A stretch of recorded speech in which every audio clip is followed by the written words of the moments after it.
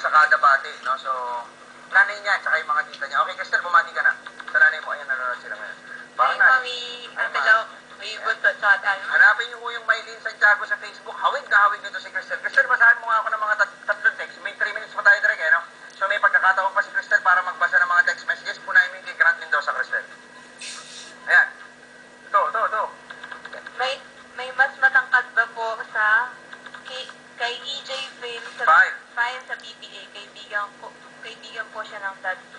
Okay, si EJ File po ang pinakamatangkad doon na lumaro sa PBA at 7'1". Pero may mga mas malaki nakalimutan ko yung pangalan ng isa, nag-artista eh. Around 7'2 yun, 7'3", kaya lang hindi ko siya nakatungtong sa PBA. Si Kuya Maning, ng Bimig Llamados, no? Yun pong sa awarding, no? Yung sa victory party nila, may dala ng trophy, nanonood siya ngayon. What's up? Sabi niya, nandiyan na ba kayo sa lawag ngayon, sir? Si Ningma. Ito ko, hindi ako na-invite sa lawag, okay? Sa PBA press corps lang yun. Hindi pala ako press corps, okay? Anyway, Celine, Idol Snow, anong oras po ba?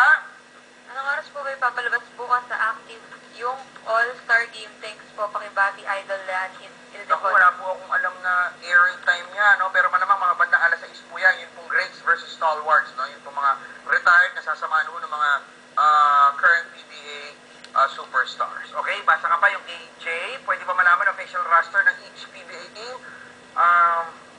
Sige, try ko kong ilabas kasi May 20 po yung opening. Siguro May 13 hopefully, or before that, or after that, a little after that, or before May 20, lalabas po natin yung pong mga bagong roster, yung pong mga lineup ng pong PBA. Kasi this next week after the All-Star, may asahan po tayong 3-team trade. Okay? So, binibigyan ko na okay natin. Okay, Cristel, basa ka pa. Yung kay Dexter 7044.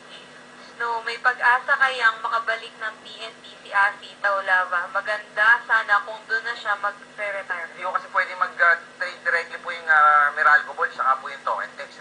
We'll see kung paano may lilipat. Kung gusto ko na Meralco na bitawan, ito po si Asi Taulava. Si Ramay Eka, hi Idol Snow, tanong ko na po, sino yung center na itetrade ng Alaska? Pakibati po yung apo ko, si Ryben Lim, at si Axel, at saka po si Caldoro at Virgil Lutile. Hindi ko po alam kung tapos na po yung negosasyon nila nung isa pong team na meron pong high-flying center, o tapos na po yung negosasyon at nag-back down na po talaga o ongoing pa. Hindi ko masagot yan. Okay? Anyway, dun sa mga nagpadala ng mga text, Facebook, Twitter messages at email, salamat po sa inyo. Huwag po kayong magalala. Kung di man po namin nabasa ngayon sa ere, mamaya babasahin ko po yan, i-favorite natin at gagawin natin basis para po sa ating mga news items bukas at sa mga susunod na araw. Okay? Jamaica Cristel, Manuson, bumati ka na.